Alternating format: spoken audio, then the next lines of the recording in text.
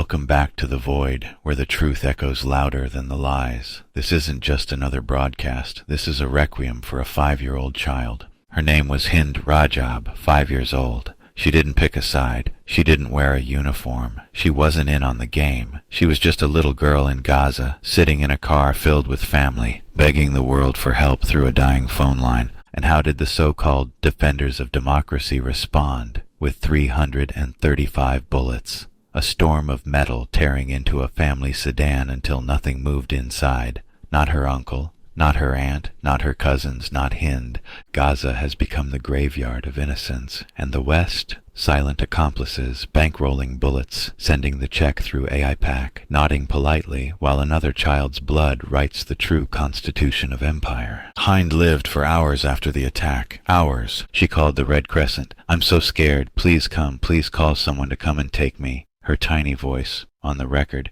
pierces through history like a blade. She stayed on the line for 3 hours. 3 hours of fear, clutching a phone, surrounded by the corpses of her family.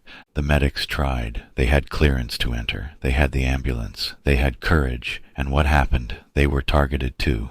Their ambulance destroyed. Their lives erased. Coordination meant nothing against Israeli guns. 12 days later, when the tanks finally left, her body was found. Small, broken, riddled with bullets. That's the final chapter the world gave her. A lonely death, cut off by the indifference of nations. After her death, the U.S. State Department muttered, "Unspeakable tragedy," while signing another aid package.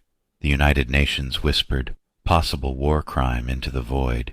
But war crimes are just paperwork without teeth. But something did spark. Out of this horror, the Hind Rajab Foundation was born. They're naming names. They filed with the International Criminal Court. They fingered Lieutenant Column Beni Aharon of Israel's 401st Armored Brigade as the officer responsible. That's not just smoke. It's a direct accusation.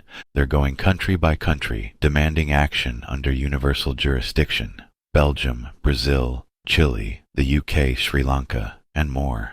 They're not waiting for Washington. They know Washington is chained to AIPAC's leash. Hind didn't vanish into statistics. She became a symbol. Students renamed Columbia University's Hamilton Hall to Heinz Hall. UC Berkeley christened their occupied building Heinz House. Rapper Macklemore dropped a track called Heinz Hall. Proceeds straight to UNRWA. Her story has entered the bloodstream of protest. And now cinema is picking it up. Kauther Ben Hanaya's film, The Voice of Hind Rajab, a reconstruction of her final hours, is premiering at the Venice Film Festival. Backed by Brad Pitt and Joaquin Phoenix, no less, art is doing what governments won't, testifying. Her name will not be erased, not while the halls of universities echo with it, not while songs blast it through headphones, not while screens beam it into theaters worldwide. So let me ask, if one child, 5 years old, can be executed with 300 bullets, what does that say about us, about the machine we fund, about the lobby that chains American policy?